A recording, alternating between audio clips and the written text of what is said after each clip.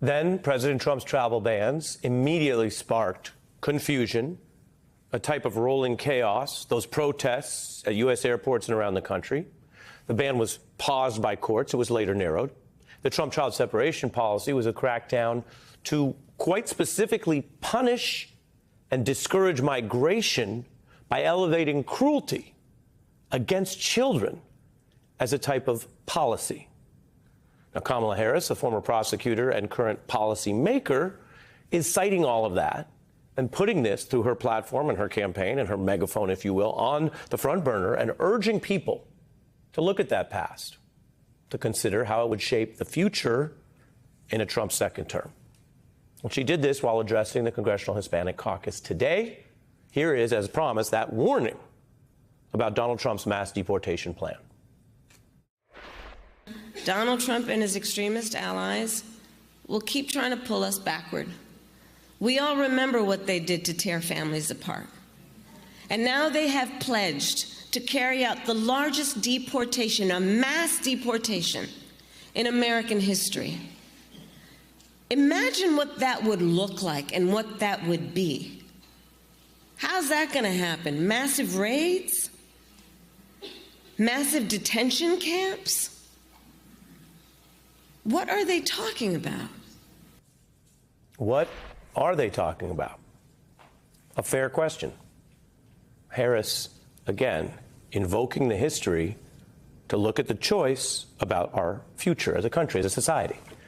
And she's confronting those risks, taking on Trump and the details, the serious actual content of Project 2025 seriously. You can't just kind of convince everyone to read the whole thing. And at the DNC, and different nights, they hit different pieces of it. But this is a substantive conversation. You can be a nonpartisan, fair-minded, open-minded person and say, okay, what's in Project 2025? What does the deportation crackdown look like? How does that affect us? And is that what you want to vote for?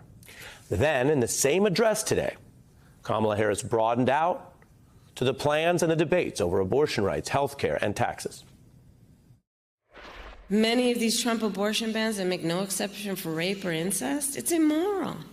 It's immoral. If she chooses, she will talk with her priest, her pastor, her rabbi, her imam, but not the government telling her what to do. They will also give billions of dollars of tax cuts to billionaires and corporations, massive tax cuts, pardon January 6th perpetrators who attacked our Capitol not far from here. And I'm sure many of you saw the debate. So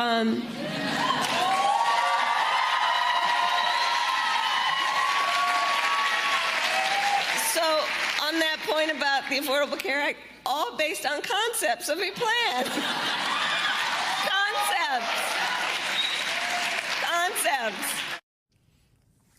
Concepts.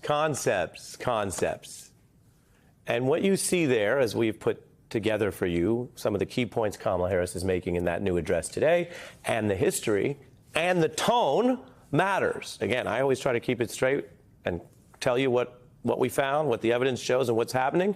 And what you see there is Kamala Harris's ability to bridge from the serious to the joyous, from the urgent warning to some lighter fare. That's part of the big contrast. And Harris and her team see the contrast as the key overarching message in this home stretch.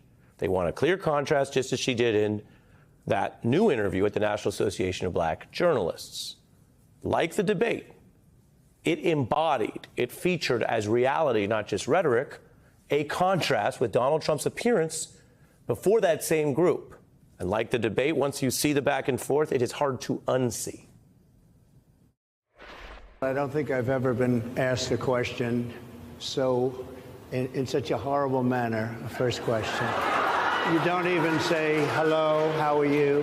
First of all, let me just say, it is good to be with the National Association of Black Journalists, and I thank you for the work you do and that your members do every day. I have been the best president for the black population since Abraham Lincoln. That's my answer. Better than President Johnson. So I appreciate the spirit of the question, but I'll tell you, I've often been asked this question in a way that I've had to respond by first saying that I think it's very important. How do you define DEI? Go ahead.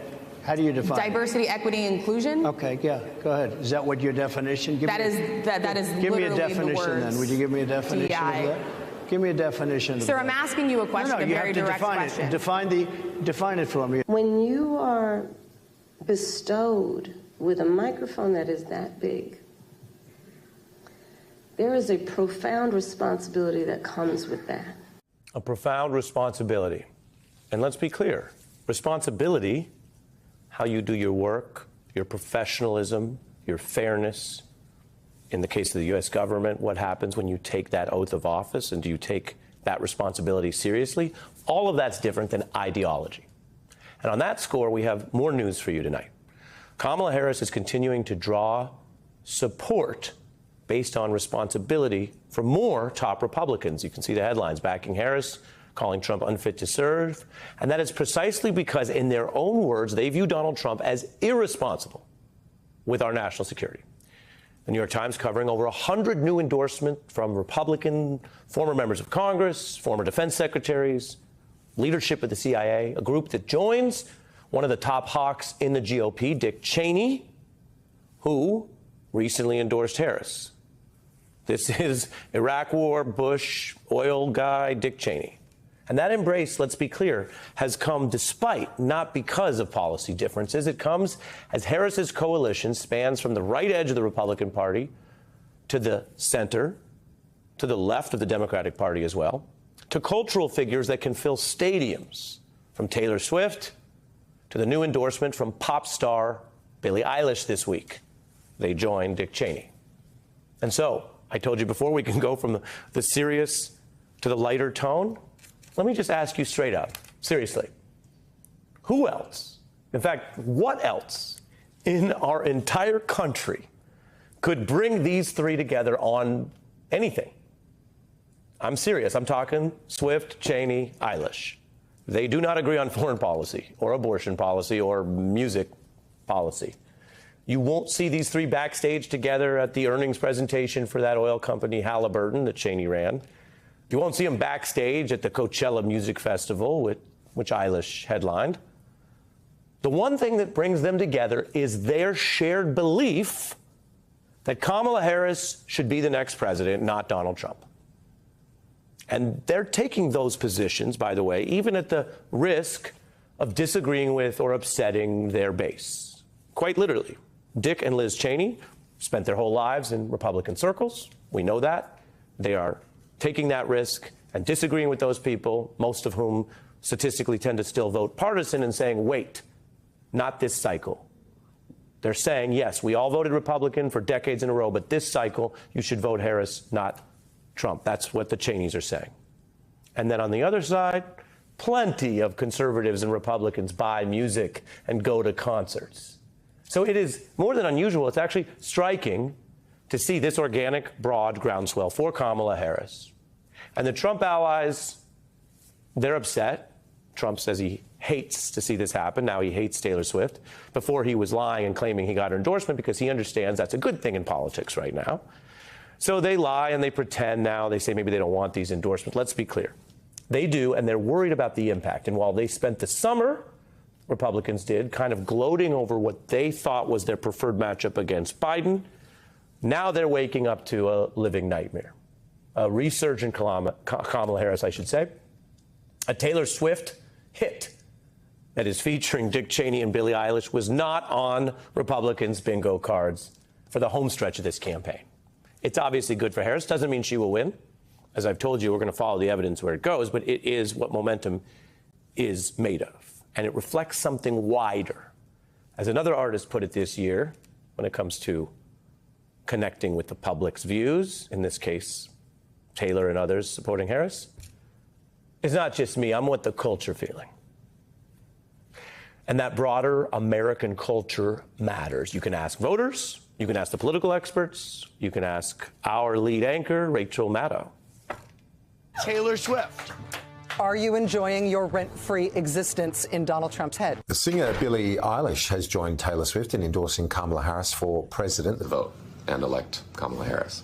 Vote like your life depends on it, because it does. Something is happening here, and what it is actually pretty clear. and the breadth is clear. Jane Fonda, you can see, was out knocking on doors for Harris Walls.